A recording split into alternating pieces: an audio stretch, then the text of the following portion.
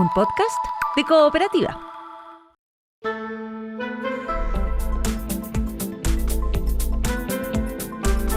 Hola Santiago, hola Chile, hola al mundo que nos sigue a través de cooperativa.cl, también a través de nuestra app, la app de Cooperativa.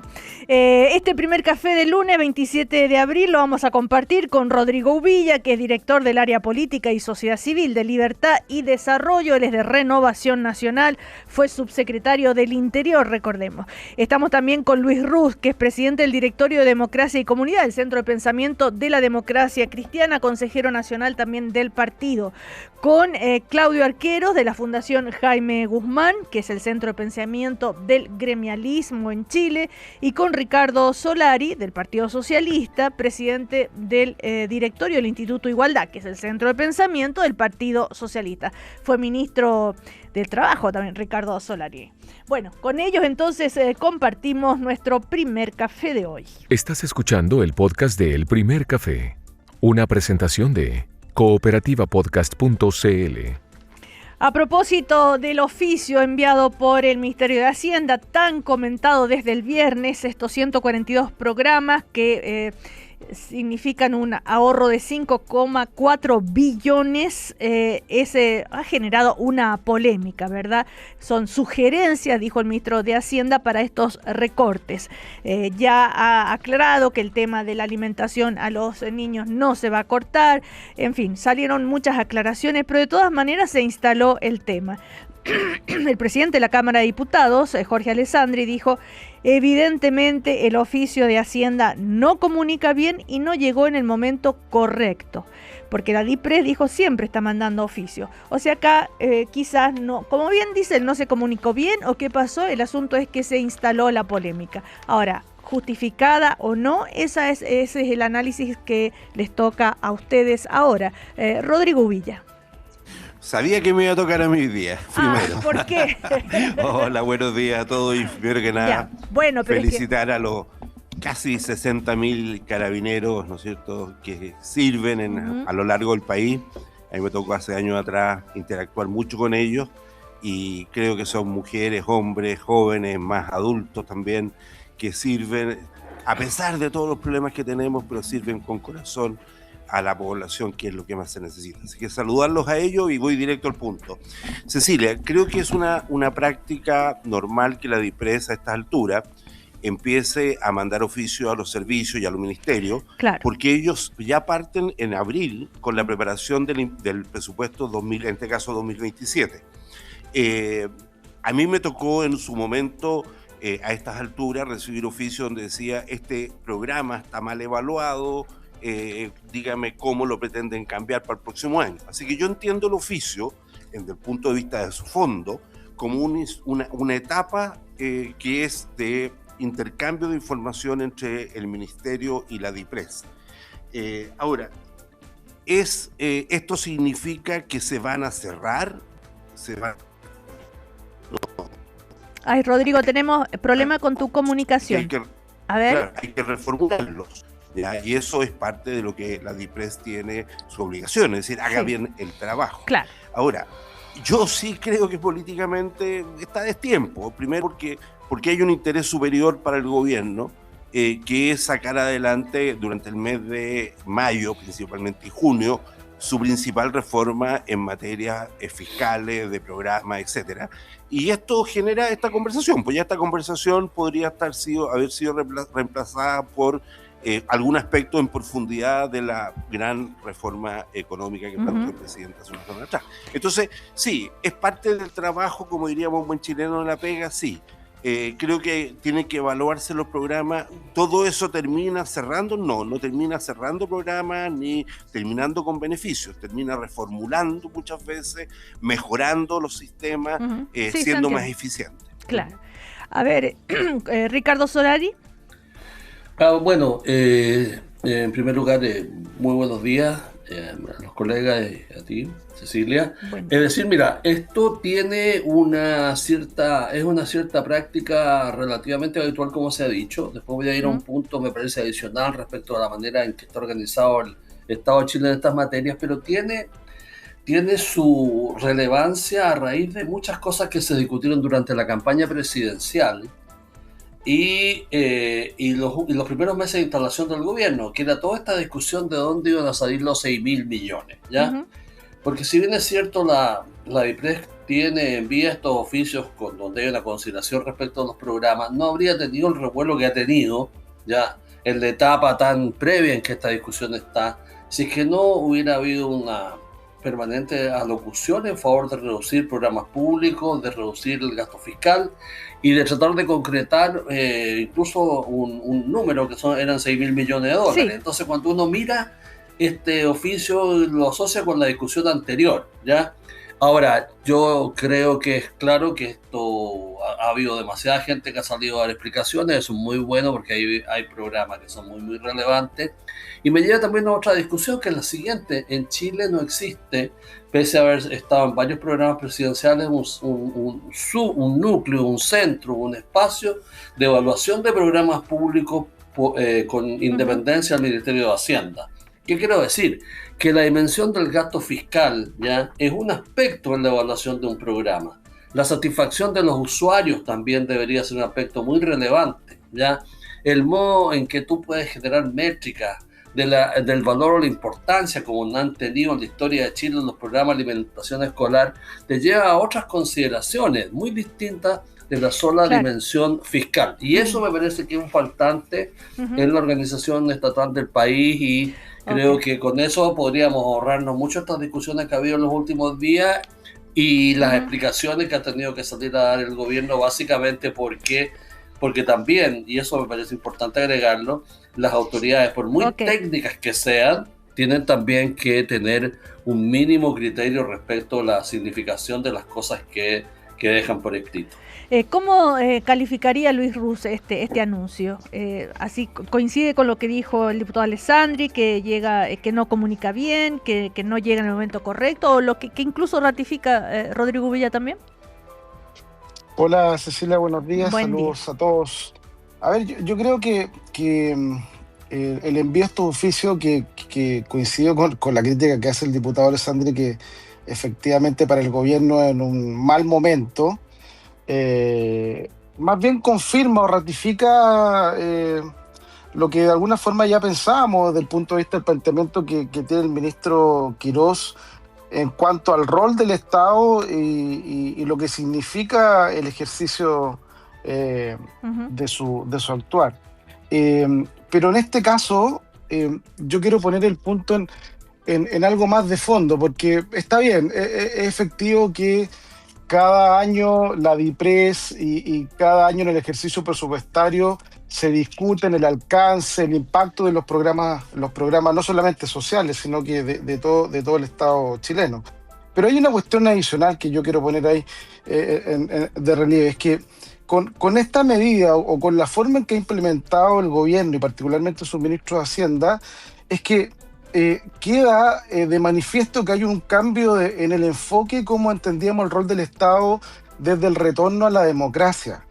Ni siquiera el presidente Piñera provocó un cambio tan drástico y tan duro respecto de la actuación del Estado chileno, particularmente en materia de programas y políticas sociales. Cuando uno revisa el listado de los programas sugeridos para suprimir o para reducir, lo que se afecta esencialmente son muchos programas de tipo social, no solamente en materia de alimentación de becas, sino que también está en temas de salud, por ejemplo. Los programas que se sugieren reducir o eliminar tienen que ver con la política de prevención en materia de salud comunitaria inclusive. O, por ejemplo, la señal que se da respecto en materia de seguridad. Entonces, yo creo que acá lo que queda finalmente demostrado es que la mirada que tiene el ministro Quirós, y obviamente lo que representa, uno entiende el gobierno, es más bien un Estado mínimo, pero con el agravante que se afecta esencialmente la capacidad económica y social que puede tener el Estado. Yo termino, Cecilia, este primer comentario con una sugerencia para el ministro Quirós en esta materia, o sea, que se pregunte, ¿pueden todos los chilenos subsistir con cierta dignidad mínima sin la ayuda de los programas sociales que tiene el Estado chileno, que él está sugiriendo eliminar o reducir. Creo que falta conocimiento o falta conocer la realidad de cómo impactan estos programas en la vida cotidiana de los chilenos. Ahí hay una demostración de una medida que es muy desconectada y muy distante de la realidad que hoy día le toca vivir a muchos chilenos. Ahora, legítimamente, desde sus convicciones sobre la mirada de cómo debe funcionar un país, el ministro de Hacienda lo dijo, la única política social de verdad que sirve es el empleo. Y esta mañana el diputado republicano Benjamín Moreno decía, claro, absolutamente, sería el mundo ideal. O si todos tuviéramos un empleo y no necesitaríamos ninguna política social, sería lo óptimo llegar a eso. O sea, es una manera distinta de concebir la organización de un país, de un Estado. A ver, Claudio Arquero. No, buenos días, Cecilia. Buen buenos día días a los panelistas, a toda la gente que nos está escuchando. Mire, yo creo que aquí se sobredimensiona un problema que es más bien comunicacional, y que el ministro de Hacienda, como un ministro que es experto y que no es primera vez que ocurre, no es primera vez que ocurre, incluso ocurría con los gobiernos de centro-izquierda, entre los ministros, las diferencias entre los ministros de Economía o las fricciones entre los ministros de Hacienda, y los políticos. Yo creo que eso hay que considerarlo esta vez también. Cuando el ministro dice la frase que está diciendo, claro, que la gente, porque el trabajo no solamente restituye la autoestima individual de las personas, su dignidad, su autonomía, su capacidad finalmente de poder decidir materialmente varias cosas. Eso sería lo óptimo, ¿no? Sería lo óptimo. Yo tiendo a entender que el ministro lo que está pensando es eso, no suprimir todo, sino que básicamente que las personas puedan ejercer diferentes modos su libertad en forma material, ¿no? Y sus proyectos de vida con sus propias herramientas materiales que puede generar, digamos, ya sea el empleo, su emprendimiento, etcétera. Yo lo tiendo a apuntar por ahí.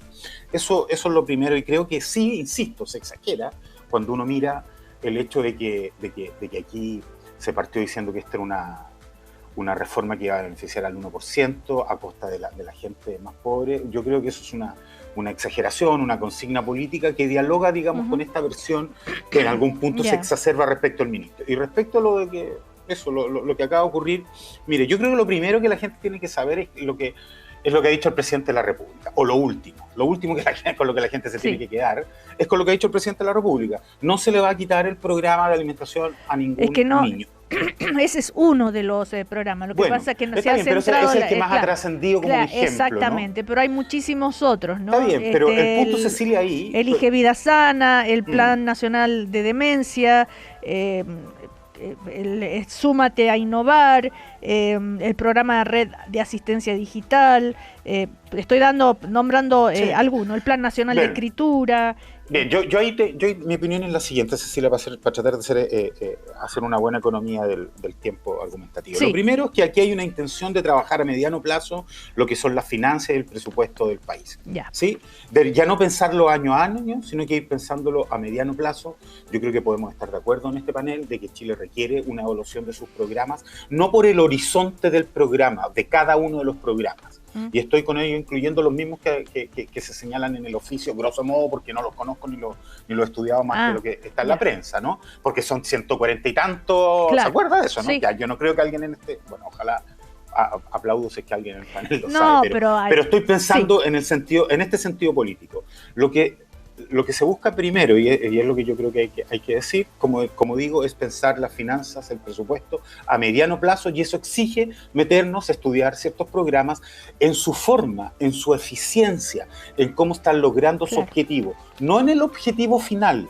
Es decir, yo creo que aquí, o sea, yo tiendo a pensar que el objetivo de nadie era básicamente dejar sin alimentación a los niños, por ejemplo. Sino, nosotros hemos sabido que hace unos años atrás UNAEP ya presentaba problemas, ha presentado problemas en la entrega de los útiles, ha presentado problemas precisamente en materia de racionamiento escolar, con concesiones o adjudicaciones de dinero, Cecilia, que fueron mal ejecutadas o que se subejecutaron y que finalmente cuando uno las divide daban millones millones de pesos por cada una. Me imagino Entonces, que cualquier gobierno debe revisar el buen funcionamiento de los programas sociales, ¿no? Estamos mirando, claro. o sea, yo creo que estamos mirando en esa misma dirección. Digo, nosotros los analistas, lo que yo esperaría. ¿Qué problema veo, para ser honesto? Porque esto tuvo un impacto el fin de semana, digamos, tuvo que salir el presidente a decirlo, ¿no? Claramente aquí uno esperaría un resguardo comunicacional y una justificación previa de por qué esto se está enviando, ¿no? Mire, ¿sabe qué? Necesitamos evaluar esto, aquí un diagnóstico, ¿no? Que es el que nosotros estamos, o el que yo al menos estoy tratando de comentar. Uno esperaría una transparentación de eso, un resguardo comunicacional, porque aquí ya vemos que los oficios se filtran, en fin, entonces... Claro, porque es un oficio que está firmado por el ministro de Hacienda, y después él tiene que salir y decir, ¿no es cierto?, que ese oficio en realidad son recomendaciones, entonces es como raro, creo, ¿no? Ahora, incluso ahí en ese oficio se pide revisar presupuestariamente la PGU. ¿Eso es delicado o no? A ver, Ricardo Solari. Mira, yo lo que quiero decir es lo siguiente para simplificar la conversación.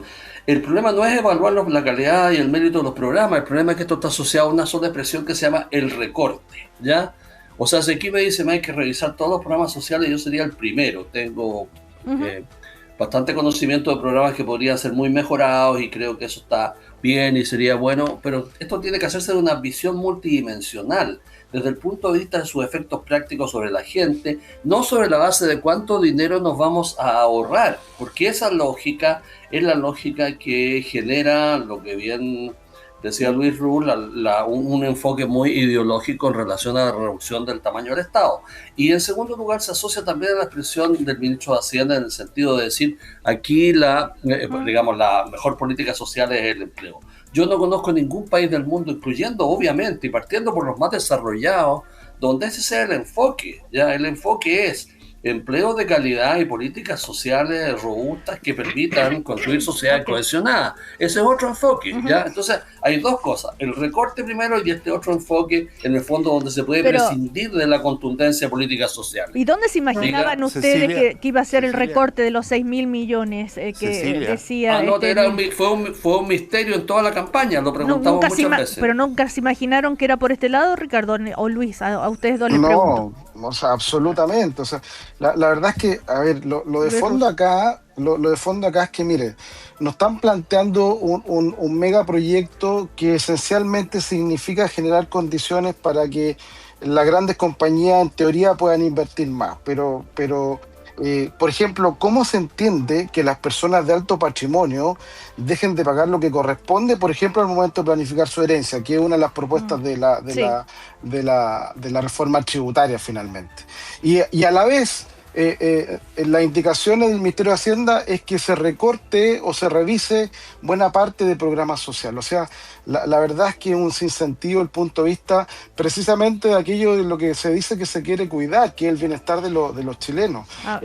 Se afecta el ingreso fiscal reduciendo los impuestos y a la vez también se afecta lo que significa el gasto social. Entonces se exige a lo menos una explicación un poquito más contundente para no insultar la inteligencia de todos los chilenos. Rodrigo Villa quería decir algo. Sí, Cecilia, lo que pasa es que me parece increíble cómo hemos ido derivando la conversación. Partimos y Ricardo estaba completamente de acuerdo que es conveniente revisar, que es parte de un proceso de inicio de discusión presupuestaria, y ya estamos dando por sentado a partir de las palabras de Luis, ¿no es cierto?, que aquí hay un recorte, lo dijo textual, hay una eliminación, etcétera.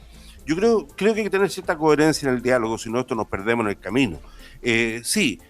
Aquí se pide a los ministros y a los ministerios o los servicios, ¿no es cierto?, que evalúen el programa.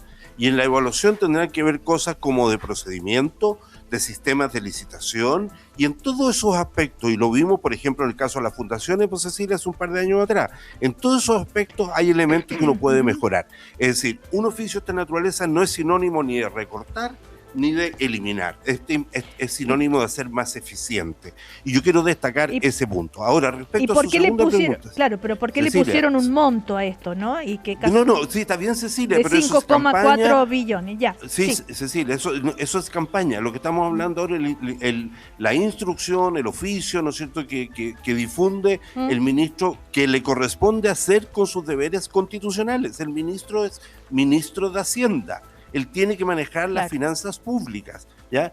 Y otra cosa, ¿no es cierto?, es cuando el ministro habla y le contesto directamente la pregunta, el tema del empleo. Lógicamente que el pleno empleo con buenas remuneraciones es el motor, ¿no es cierto?, que ayuda a la familia chilena de todos los sectores socioeconómicos a poder alcanzar metas y logros. Sabemos, punto, yo aquí agrego algo, sabemos que no todos por distintos motivos pueden alcanzar ese pleno empleo o por condiciones físicas, de salud, etcétera. El Estado tiene que apoyarlos y no creo que exista nadie en este país hoy día que discuta que una red, ¿no es cierto?, de apoyo social focalizada ayuda a sacar adelante situaciones particulares complejas. Ahora, estamos en un momento donde no hay pleno empleo, donde las remuneraciones son bajas, por lo tanto la red de apoyo, como lo decía el presidente Piñera, tiene que ser un poco más amplia, pero todo esto se estructura sobre la base de una economía que genera pleno empleo y que por lo tanto hay mejores ingresos de lo que tienen hoy día los trabajadores y las trabajadoras. Y esto de revisar presupuestariamente la PGU, ¿qué les dice a ustedes? A ver, Claudio Arquero.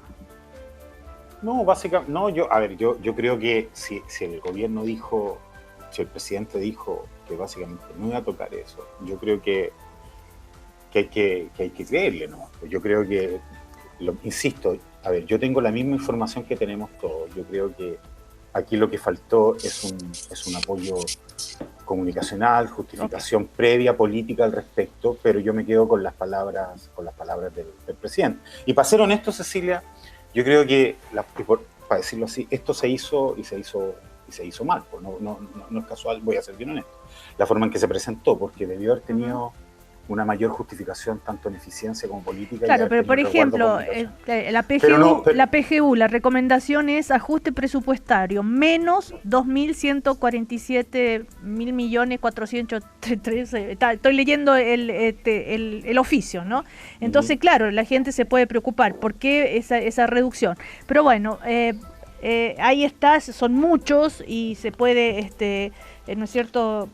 Se va a ir conociendo más en detalle y claro, todo se centró en la JUNAEP y que se iba a reducir, no se le iba a dar más el alimento a los niños y eso ya está desmentido, pero hay un montón de otros Ahora, programas. Hay canales, Cecilia, hay canales para poder reducirla, muy breve, para poder reducirla sin quitarle el beneficio a las personas. Por ejemplo, gente que sale del país, tal vez ese tipo de cosas, ese tipo de políticas se pueden...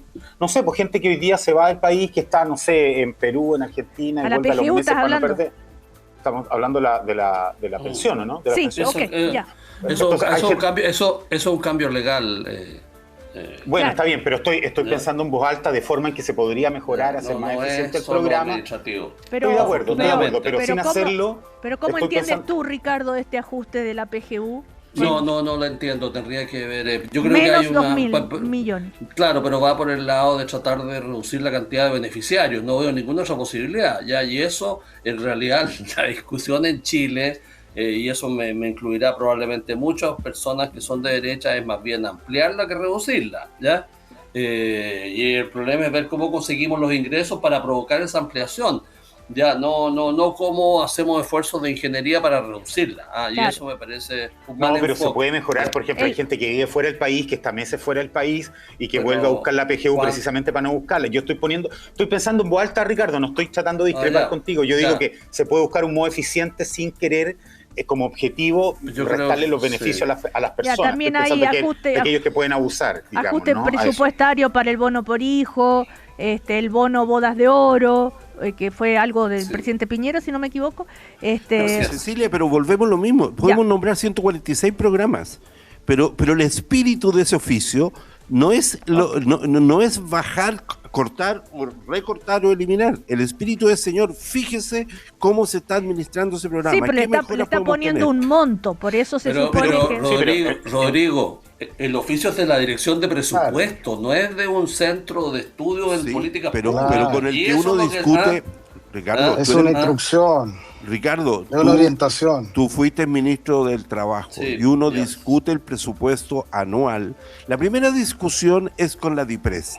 La segunda es del ministerio con el Congreso. Son los dos trámites que uno hace. Entonces, cuando uno recibía estos documentos redactados de una manera hay un tercero que es muy importante en la conversación entre el ministro con el ministro de Hacienda también. Por eso yo dije al principio, me hubiera gustado que hubiera sido de otra manera. Bueno. Yo, en mi época, venía el ministro de Hacienda, conversaba con el ministro del Interior, cuando yo estaba en el Ministerio del Interior, y después venían los oficios. ¿Me entiendes, no? Ahí está. Porque lógicamente hay una cosa también de interés del programa de gobierno. Hay programas que son más sensibles, ¿me entiendes? Yo estoy de acuerdo con eso. Pero no es puro problema de aritmética. Okay. Lo que quiero decir, Ricardo, es que no hagamos sinónimo, y yo estoy repitiendo, Luis, las palabras tuyas. Tú hablas de eliminar y reducir. Yo lo único que digo, no hagamos sinónimo de eliminar, reducir ese oficio. Ese oficio apunta a una primera discusión. A mí me hubiera gustado que hubiera sido entre los ministros, oiga, cuáles son las ideas, qué sé yo. Pero en fin, el oficio está sobre la mesa, el presidente dijo que no va a terminar la JUNAEF y yo estoy seguro que ninguno de los programas, porque son 140, van a terminar. Se van a enfrentar desde la lógica de cómo hacerlo más eficientes pensando en la ciudadanía, en los vecinos y las vecinas que son beneficiarios de ese distintos tipos de programas. Bueno, vamos a ir a... Rodrigo, sí, Luis Ruz, con eso cortito. Muy breve, sí. Yo me quedo con las palabras precisamente de la presidenta de tu partido, que es Andrea Valladares, la senadora Valladares, cuando dice, bueno, ojalá nos afecten precisamente los programas sociales. Y la señal que hay y la señal que se contiene desde Hacienda es precisamente lo contrario. Bueno, vamos a ir a comerciales. A la vuelta seguimos. Ya volvemos. Estás escuchando el podcast de El Primer Café, una presentación de cooperativapodcast.cl. Seguimos en este primer café de hoy, en el compartido con Ricardo Solari, Claudio Arquero, Luis Ruz, que sabemos de la Democracia Cristiana, Rodrigo Villa, Renovación Nacional, Claudio Arquero, gremialista, Ricardo Solari del Partido Socialista, ¿no?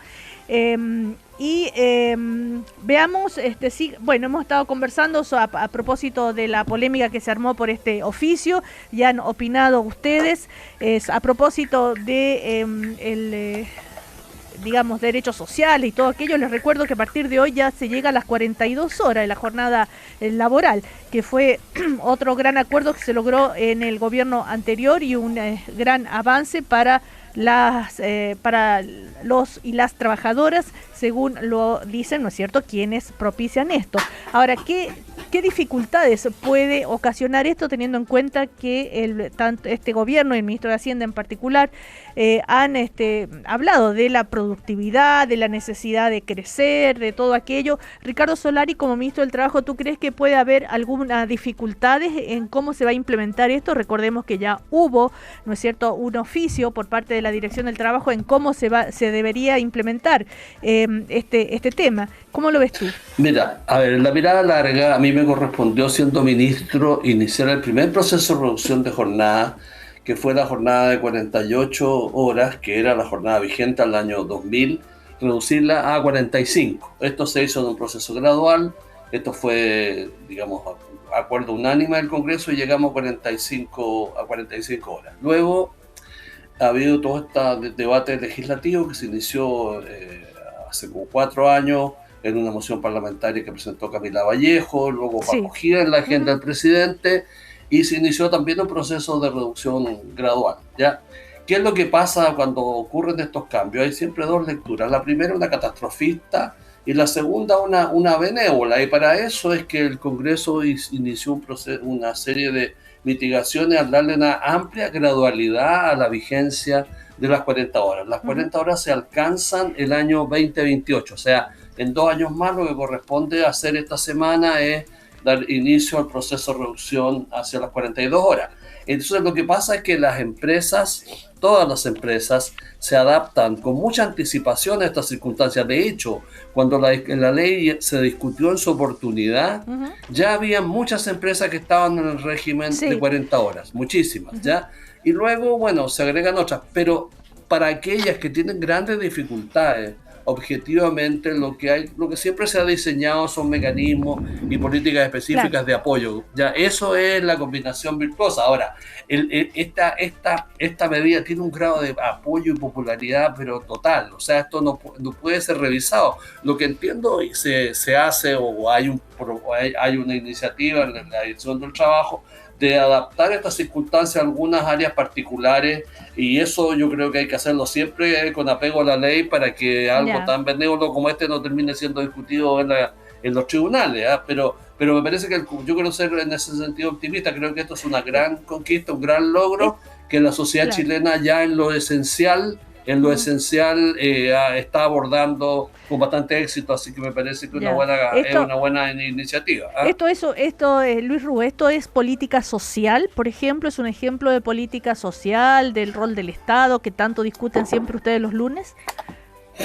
O sea, yo creo que tiene varias dimensiones, partiendo por hacerse cargo de una demanda en general en la sociedad y en las familias de mejorar la calidad de vida y el bienestar de los trabajadores. Creo que es una cuestión súper importante a considerar.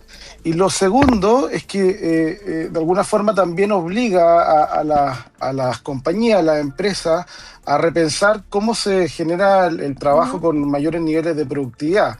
Y eso también obliga o conlleva que los trabajadores chilenos y las trabajadoras chilenas, digamos, tengan que someterse a condiciones de mayor productividad. Creo que si uno lo mira en perspectiva positiva, es una medida que nos obliga y que nos ayuda a todos como sociedad.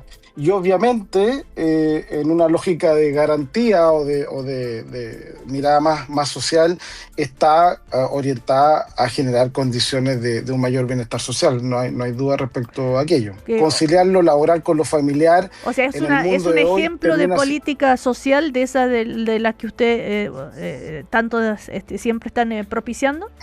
Sin duda, sí. Okay. Lo que nosotros tenemos que precisamente empujar es cómo hacemos que las personas vivan con mayores niveles de bienestar, y qué duda cabe, en la medida que el trabajo y la vida familiar estén equilibradas, se logra aquello. Claudio Arquero, yo me tomo de esto que es un ejemplo concreto, porque empieza a regir desde hoy ya a las 42 horas para, ¿no es cierto?, lo que estábamos hablando antes también, esto de las políticas sociales, las convicciones políticas del gobierno en ese sentido. Recordemos que Republicanos votó en contra de este proyecto de ley.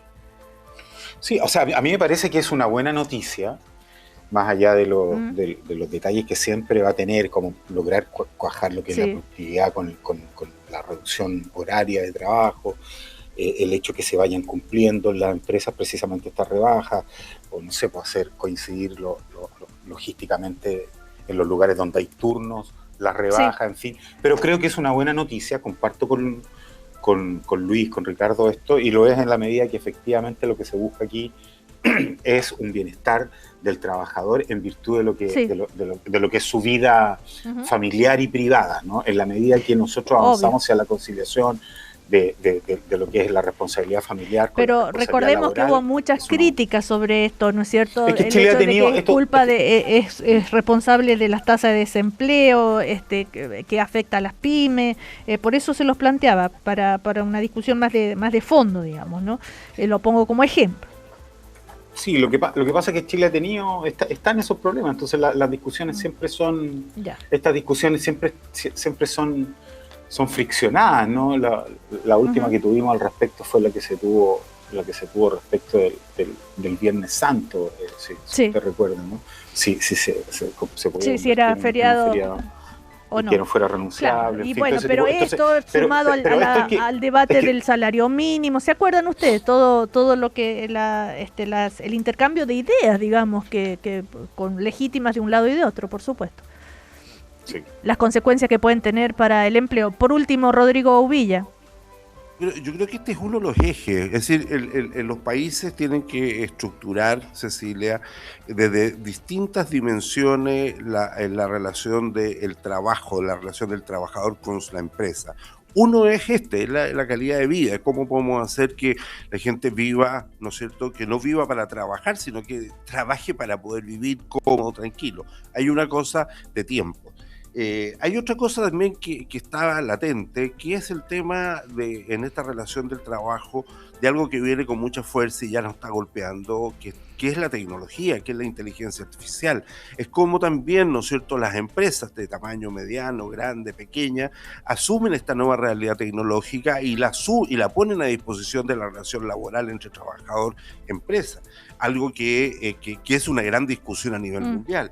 Hay otro elemento, ¿no es cierto?, que tiene que ver con lo que usted decía, Cecilia, que no todas las empresas están preparadas para asumir de la misma forma estos nuevos desafíos. Entonces, la discusión, yo me recuerdo que la discusión en el Congreso tenía que ver cómo las pequeñas empresas, ¿no es cierto?, se adecuaban a esta realidad. Es muy distinto tener 500 trabajadores que tener 3 trabajadores. ¿Cómo afecta, ¿no es cierto?, a una pequeña empresa que tiene utilidades mínimas, ¿no es cierto?, muchas veces son casi familiares, para abordar un desafío de esta naturaleza? Se discutió mucho un nuevo turno, pero lo que hay y lo bueno de esto, Cecilia, yo quiero mirar, tal cual como le hicieron las 3 intervenciones anteriores, mirar el lado lleno del vaso. Es decir, siempre cuando hay cambios estructurales, en este caso en la relación laboral, van a haber tensiones porque todos queremos que las pequeñas empresas sigan adelante, dan mucho trabajo en Chile, todos queremos que la población tenga una mejor calidad de vida, pero también queremos todos que se mejore la productividad, ¿ya? Porque los países con baja productividad tienen poco crecimiento. Entonces, esta es la ecuación. Yo quiero ser optimista, como decía Ricardo. Van a haber ajustes o desajustes que tendrán que ser resueltos por las instancias o judiciales o reglamentarias en la inspección del trabajo, pero van a ser casos puntuales. Yo creo que el país ya mentalizó. Yo escuchaba ayer un reportaje en televisión que me parecía interesante, la perspectiva de la gente de la calle, y muchas personas entrevistadas dijeron que ya lo tenían asumido psicológicamente, que significaba ganar 1 hora a la semana o 2 horas a la semana. Entonces, me parece bueno, pero tenemos que mirar el empleo como una cosa más compleja, no solo de esta dimensión, que es importante, sino que también de las otras dimensiones que nombré recién. Pasando a otro tema, la semana pasada, los últimos días, ¿no es cierto?, fue el protagonismo del Partido de la Gente. Le quería preguntar tanto a Luis Ruz como a Ricardo Solari, que son de oposición, cómo el Partido de la Gente, con ese acuerdo con el que llegan, ¿no es cierto?, con el gobierno, que les promete que en un proyecto de ley paralelo van a incorporar esto de la rebaja de los impuestos de los medicamentos y los pañales, aunque no se sabe todavía si es universal o no, qué medicamento, a quién llega, en fin, pero les prometieron aquello, y también cuánto influyeron en el tema del impuesto a las pequeñas empresas. Y finalmente se convierte el Partido de la Gente en un partido protagonista, digamos, al cual va a tener que recurrir el gobierno a la hora de negociar proyectos de ley, etcétera. ¿Qué pasa con la oposición, la otra oposición? Ricardo Solari, ¿qué análisis haría? Sí, bueno, un punto pequeñito en relación a lo anterior. Yo creo que es muy importante en relación a los temas de jornada y los de productividad, echar muy de menos en los actuales diseños la ausencia de un inmenso plan usando una parte de los recursos que se pretenden destinar al subsidio, digamos, al empleo, a un programa masivo de actualización de la fuerza laboral chilena a propósito de la inteligencia artificial. O sea, el tamaño del impacto que va a tener esto, no en 10 años más, ojo, este año ahora es tan grande que eso va a tener más significación y más relevancia en la creación o extracción de empleo que cualquier otra medida que se esté adoptando en lo que yo veo los diseños del gobierno de Chile. Bueno, ahí hay un punto entonces que la oposición podría levantar entonces. Debería hacerlo en relación a los temas de empleo y productividad, porque si no tomamos en cuenta este factor que es esencial, actual, no estoy hablando de 10 años más, sino que no estoy hablando de ciencia ficción, yo diría que muchas de las ideas que tenemos actualmente sobre empleo y desempleo van a quedar totalmente antiguas. Y sobre el tema del PDG, mira, yo creo que en primer lugar el PDG aprovechó una oportunidad, se transformó en protagonista, consiguió relevancia y planteó una transacción cuyos resultados están por verse, porque hay dos aspectos aquí. Primero, no conocemos, tal como ha dicho ayer la líder del PDG, Pamela Giles, cuándo se va a presentar el proyecto, cómo se va a presentar el proyecto donde hay en el fondo ella lo señaló de este modo, voy a decirlo de esa manera, el descuento del IVA para medicamentos y pañales. O sea, pago por ver cómo hacer eso, porque eso tiene un diseño extremadamente complejo. La universalidad y la profundidad de esa transacción. Y en segundo lugar, cómo va a responder el PDG en varios otros de los proyectos de la iniciativa que están en la mega reforma, si va a poner efectivamente a los que hubo sus votos. Pero siendo así, yo creo que el enfoque del PDG para ganar protagonismo lo ha conseguido, y perdona, y también desafía a la otra oposición diciendo aquí no basta solo con oponerse, también hay que proponer. Y cuando se propone, claro, así, y de eso lo estoy diciendo, ¿ya? A tener no solo un discurso reactivo, sino también hacia y de cara a la opinión pública la capacidad de proponer opciones, iniciativas y alternativas. Y eso yo creo que es un desafío y una discusión que está sobre la mesa y que tenemos que abordar en nuestro trabajo permanente. No lo veo de otra manera y hay que decirlo con claridad, ¿ya? Pero también veo que el pacto, voy a ver cómo se materializa efectivamente por sus dos lados, lo que entrega el gobierno y la contraoferta en votos que hace el PDG. No hay que olvidarse que el PDG en la legislatura pasada partió con 14 diputados y terminó con ninguno. Bueno. Entonces, bueno, eso hay que revisarlo. Pero no necesariamente, claro, se puede repetir, ¿no es cierto? Pero bueno. A ver, claro. Ahora, ayer en una entrevista, Camilo Escalona, que le mandamos muchos saludos porque ahí contó, ¿no es cierto?, que está sufriendo se está tratando de un cáncer y que le deseamos, ¿no es cierto?, lo mejor, que se recupere. Hablaba a propósito de la oposición, ¿no?, la necesidad de justamente unirse. Decía, desde el año 90 en adelante, el centro político representado por la democracia cristiana tenía un factor aglutinador en la centro izquierda. Y hoy ese centro se debilitó por causas que no son de analizar ahora, dijo Camilo Escalona, pero que las fuerzas de izquierda por sí solas no son suficientes para enfrentar el proceso de contrarreforma de la derecha. Y hace un llamado, ¿no es cierto?, a unirse todos. A ver, ¿qué análisis haría desde ese punto de vista Luis Ruz? A ver, bueno, en primer lugar mandarle un abrazo a Camilo Escalona, gran dirigente socialista. Me sumo. Y bueno, ojalá pueda superar su problema de salud.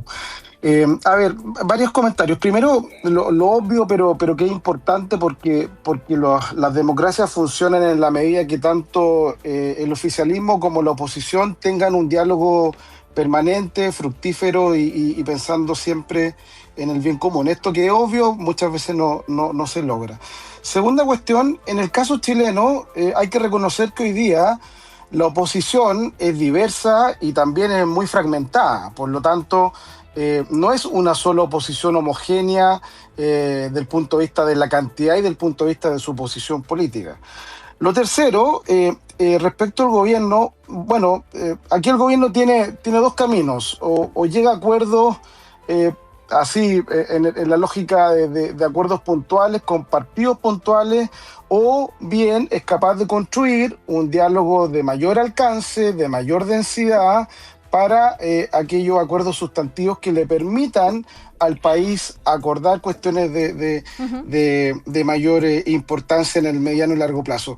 A mí me gustaría, y lo digo en la condición de un partido de oposición, que el gobierno precisamente intente construir lo segundo más que lo primero.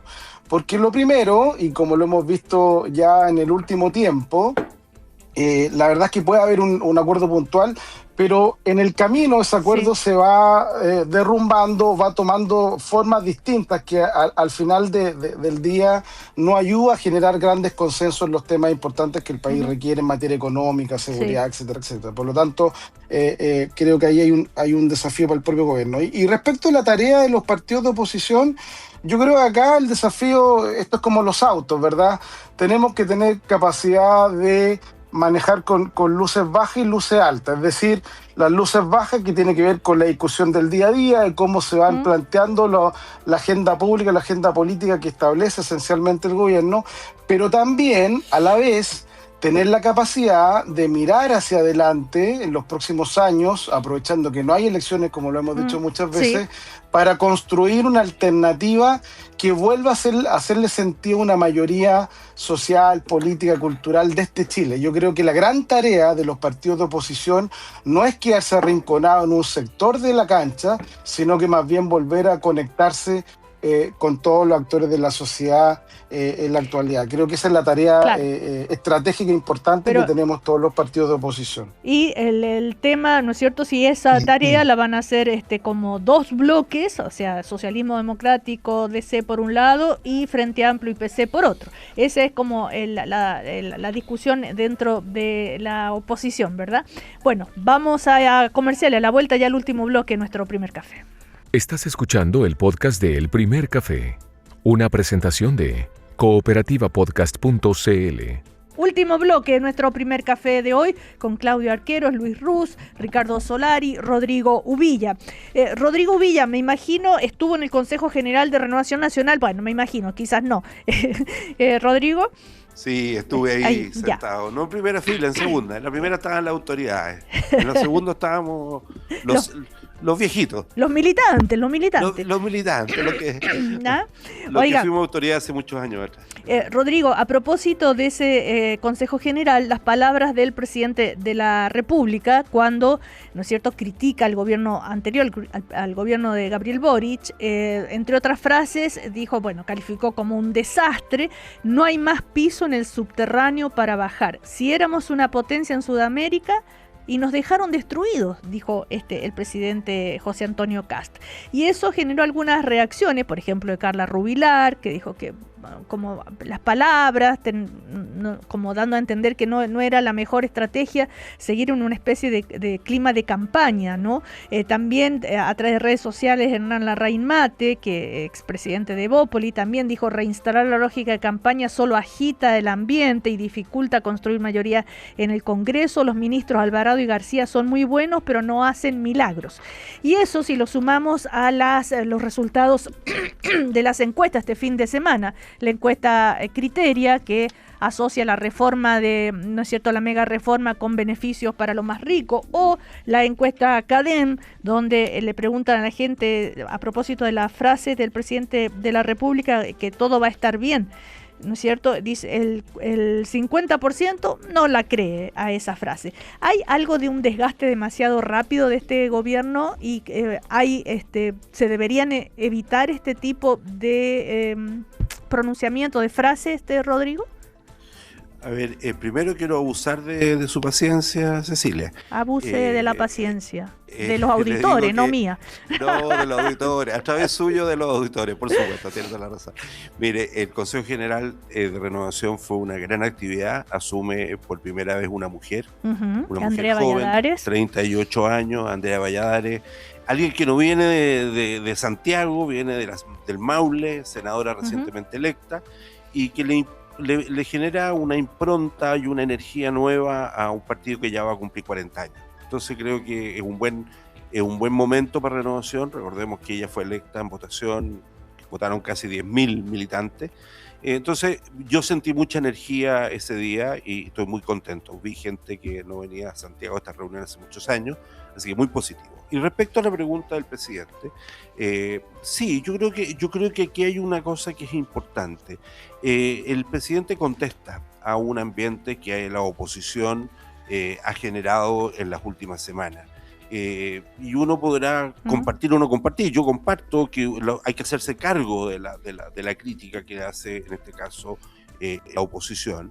Y que independiente de eso, por supuesto que aquí deberá buscarse, y lo voy a asociar con el tema que usted tocó en la sección anterior, de que hay un sector de la oposición, usted lo llama socialismo democrático, yo lo llamo socialismo, democracia cristiana, el Partido Liberal, PPD, que tiene que reflexionar definitivamente. siguiente: o va a estar con el partido leninista, como lo definió Carmona hace unos días atrás y lo ratifica ayer, o va a generar una unidad de cuerpo de un socialismo que en definitiva vaya a dialogar en las materias que ellos estiman convenientes, influir, incidir en aquellas materias que estiman convenientes en relación a las propuestas del gobierno. Yo creo que eso es democrático, eso es lo que corresponde.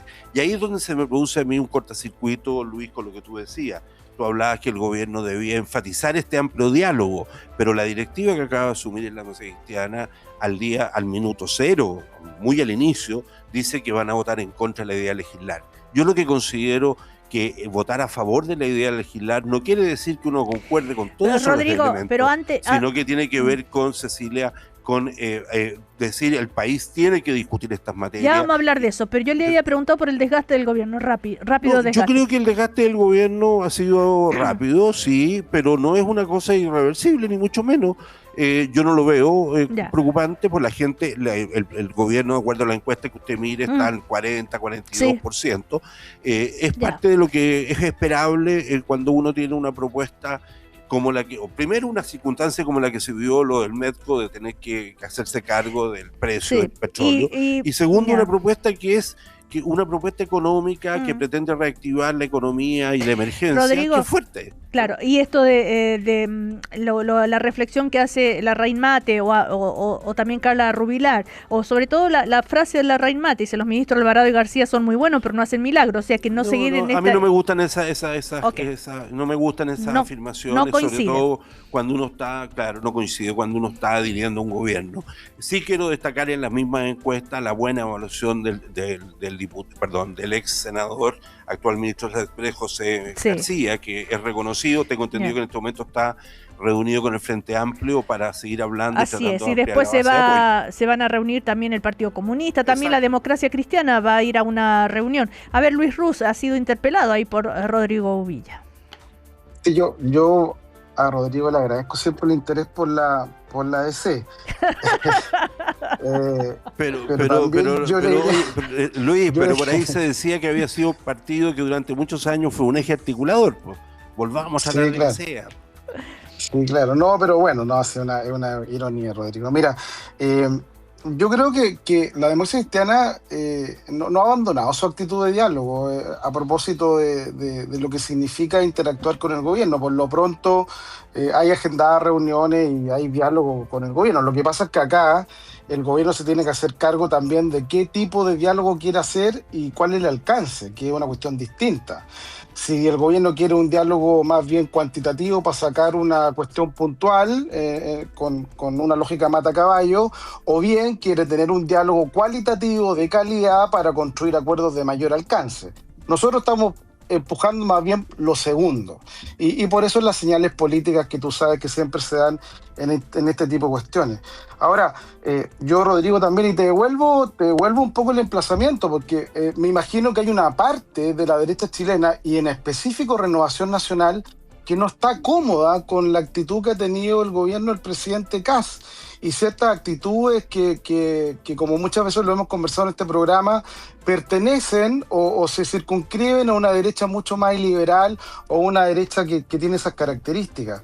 Y también, Rodrigo, ustedes se deberían hacer cargo en Renovación Nacional qué está pasando, porque hace un tiempo atrás renunció el ex presidente del partido, Mario Desbordes, y también Andrea Alaman. Entonces, algo pasa en el sector de la derecha más liberal, que uno intuye o uno tiene cierta impresión de que no están cómodos del todo con el tipo de gobierno que se está llevando a cabo por parte del presidente Kast. A ver, te contesto de inmediato. Andrea Alamán renunció en enero, dado que cuando se le renueva su contrato en España, uno de los elementos para poder tener ese cargo, que un cargo internacional, es exactamente no militar en partido político, así que no tiene que ver con la coyuntura. Pero hace rato que estaba en ese cargo, sí, ¿no? Sí, pero no tengo entendido que no lo había hecho, es una cosa que por él, pero recién ahora, digamos, cumple con él. Pregunté y me dijo que su renuncia había sido el mes de enero, que no tiene nada que ver con la nueva directiva y demás.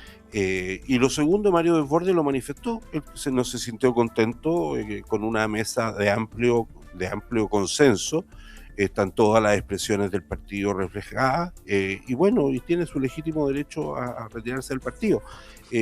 Yo siento que la unidad que se vivió ese día, el día sábado, fue una unidad grande, cierta, y no cosmética. Así que me hago cargo de eso, pero mi preocupación vuelve a ese partido que era eje, y que hoy día, ¿no es cierto?, inmediatamente cuando se elige la mesa dice que no va a dialogar. La conversación cualitativa depende, ¿no es cierto?, de la posibilidad de conversar. Y eso es un elemento esencial de la democracia. Yo, cuando se discutió la reforma previsional hace un año atrás, Chile Vamos conversó con el gobierno, dialogaron. La reforma que el gobierno presentó no es la misma que salió, y eso es porque los partidos conversaron, discutieron los artículos, finalmente llegaron a un consenso en esa materia. Entonces yo creo que hay una oportunidad, son 30 y tantas medidas, 40 y tantas medidas, deben ser algunas que son de gusto de ustedes, yo no sé cómo. Sí, pero tengo entendido que a las 8:30, no sé si están todos informados, pero la ADC justamente se reunía en La Moneda con el ministro Claudio Alvarado y con el ministro Jorge Esa es la próxima semana. El lunes 4 de mayo, entonces. Perfecto. Eso, y ahí entonces ahí se va a dar este diálogo del cual se está hablando. Esperemos que en esta conversación sea como lo que le dé la energía a la música cristiana para ir y conversar. Pero lo importante, Rodrigo, pero tú, a ti te consta, a propósito del ejemplo que tú pones de la reforma de pensiones, la democracia cristiana estuvo en esa discusión y estuvo apoyando finalmente el proyecto a pesar de ciertas posiciones más extremas.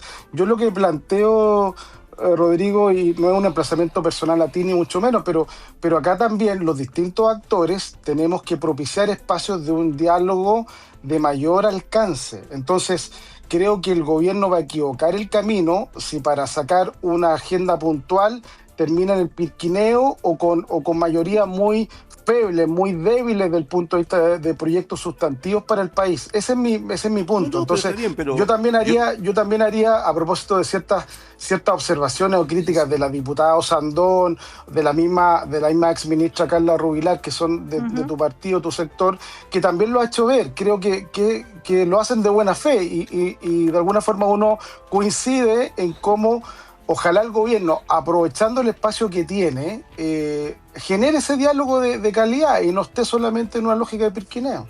No, pero por eso mismo, pero tú nos das la buena noticia que el próximo lunes se reúnen, hoy día el Partido Comunista y se entonces esta es una lógica correcta. Ahora, nadie se hizo, después a ver si hablan del rápido desgaste del gobierno. Sí, Ricardo Solari. Mira, a propósito del desgaste del gobierno, a propósito de, en primer lugar enviarle mucho cariño y saludo a Camilo Escalona, que es auditor de la radio y panelista, digamos, y columnista de Radio Cooperativa, que se mejore cuanto antes, lo necesitamos, tenemos una historia en común. Y además mencionar a otra persona de la cual también se habló, Andrea Lamán, renunció al partido por las razones eventualmente que dijo Rodrigo, pero postuló a un cargo internacional que es la Secretaría Ejecutiva de la Cumbre Iberoamericana con el apoyo del gobierno del presidente Boric, ¿ya?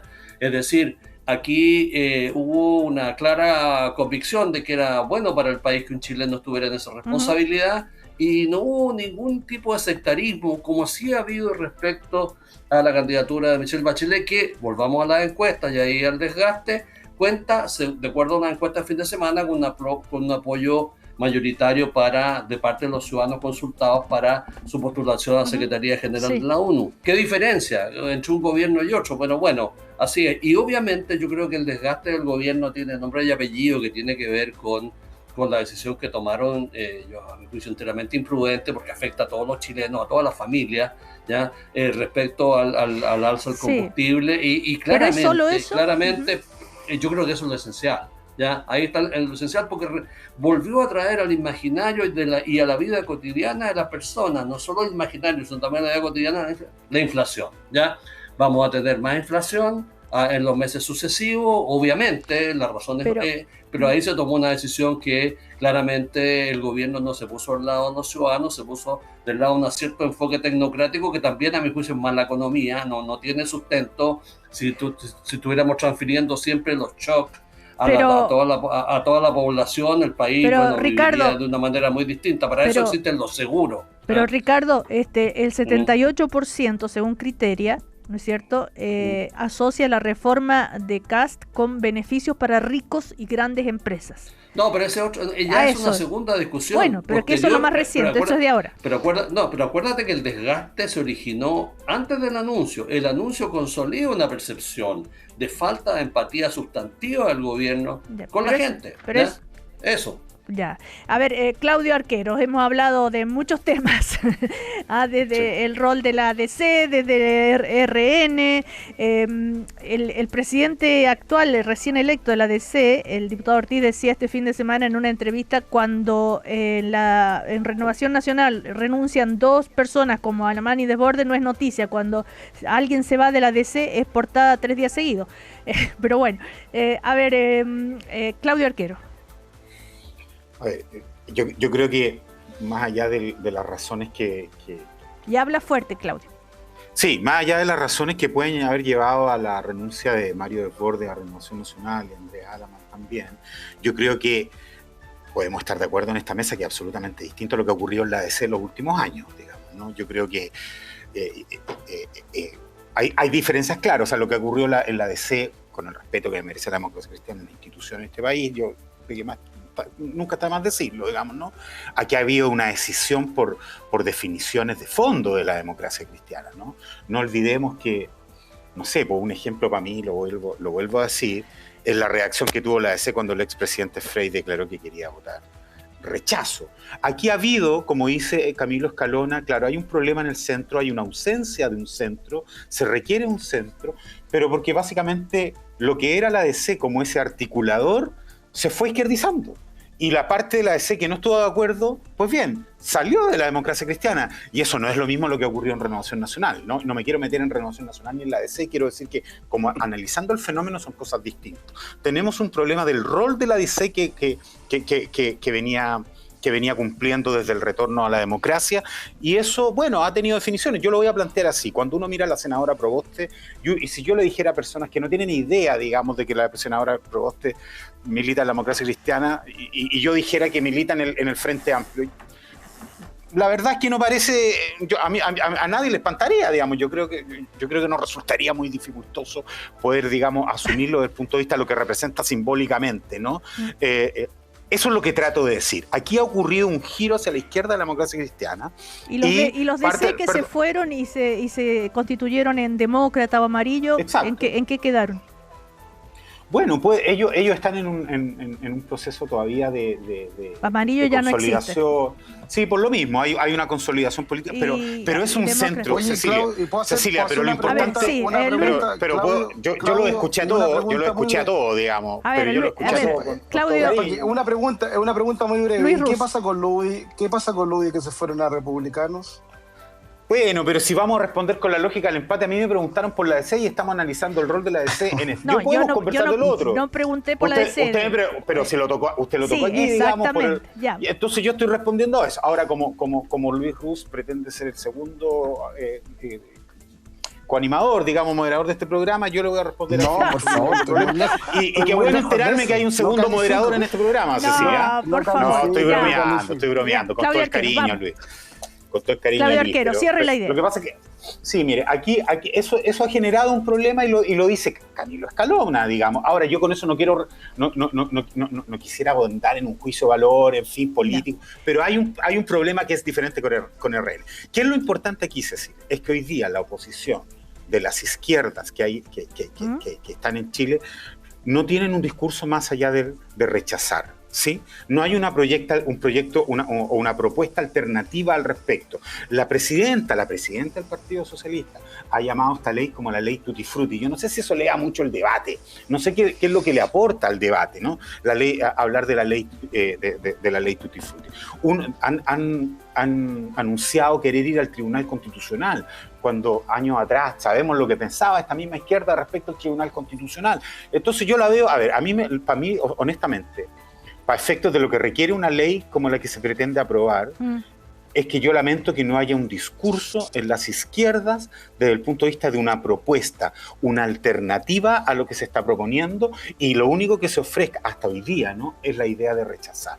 Yo creo que eso es lamentable para el país, porque yo creo que no aporta, uno lo esperaría, sobre todo un partido también como el Partido Socialista, un partido clave para la transición, todo lo sabemos. Y con esto termino. Yo creo que el gobierno no se ha desgastado, yo creo que es pronto para hablar de un desgaste. Este es un gobierno que lleva un mes, que ha tenido más bien un proceso de ajuste. Eso es lo que yo llamaría. Okay. El problema del gobierno es su ajuste. Lo que el gobierno ha estado haciendo es ajustándose en su instalación, pero la instalación en su ajuste con problemas que nadie los va a discutir, yo mismo lo reconocí acá, yo creo que son completamente distintos a hablar, digamos, de un desgaste. Para eso requerimos tiempo, para eso requerimos un año, para eso requerimos de que el proyecto haya fracasado, Cecilia, por ejemplo. Claro. ¿Se entiende, no? De que este proyecto de ley fracase. En ese sentido no comparto. Luis Ruz, no sé si quiere decir algo más, pues sí. Y ya vamos cerrando. A ver, yo agradezco siempre. Sí. Por favor, más respeto con Cecilia Rodríguez. No. Es Luis el que se pasa palabra. Oye, Claudio, yo agradezco también la preocupación por la ADC, pero mira, han anunciado la muerte de la ADC mucho tiempo y aquí estamos, aún aquí vivito y coleando.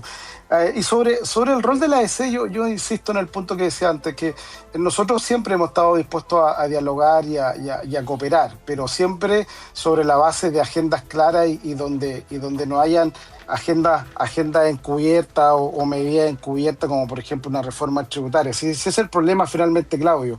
¿Qué es lo que tú discutes y cómo lo discutes? El fondo y la forma, las dos cosas importan. Okay. Lo segundo es que yo también creo que así como nosotros tenemos un desafío en el actual sistema de partidos de volver a reinventarnos y hacernos cargo de nuestros problemas, yo también con mucho cariño, Claudio, creo que la UDI y también Renovación Nacional tienen un problema respecto de la amenaza de lo que significa republicano y aún más del Partido Libertario. Entonces, ¿qué quiero decir con esto? Que los problemas que tú le achacas a la democracia cristiana o al Partido Socialista son los mismos problemas que tienen ustedes respecto con la extrema derecha de la cual hoy día están conviviendo dentro del gobierno. Y esa cuestión hay que tomarla también de esa perspectiva, que es un problema sistémico general del sistema de partidos chileno y de la política en general. Por eso que, insisto, y con esto termino, Cecilia, la relevancia de hacer un diálogo honesto, poniendo todas las cartas sobre la mesa y no pasando gato por liebre. Bueno, se nos termina el primer café. Cecilia, pero no puede ser la caricatura que hace Luis. Pensé la caricatura, es decir, medidas encubiertas. El proyecto de ley está en el Congreso, Luis, está a disposición de todos nosotros, léelo, son los artículos claros y nítidos. Y el resto, perdón, Ricardo, y el resto no obliga a respaldar sus ideas matrices. Pero no importa, podrá estar en desacuerdo con algunos artículos, pero no digas que está encubierto. Es por el tema de que si es una reforma tributaria Cecilia, son del artículos paquete. específicos. Yo sé que es una caricatura. Lamentablemente que lleva a votar o no votar, o rechazar o no rechazar. Pero es una caricatura, Ricardo. El proyecto no está encubierto, el proyecto está sobre la mesa, es público conocimiento y hemos leído cada uno de los artículos a los que nos interesa. Eso bueno, es Cecilia, disculpe que le interrumpa. No me interrumpa, está muy bien, ya. Seguimos el próximo lunes, ¿le parece? Okay. Bueno, gracias, Luis Ruz, a Rodrigo Villa, Ricardo Solari y Claudio Arquero. Que le vaya bien, buena semana. Feliz primero de mayo. ¿Verdad? Gracias. Felicidades. Chao. Aquí termina el podcast de El Primer Café. Lo escuchas en vivo de lunes a viernes desde las 9 de la mañana y todos los días en cooperativapodcast.cl.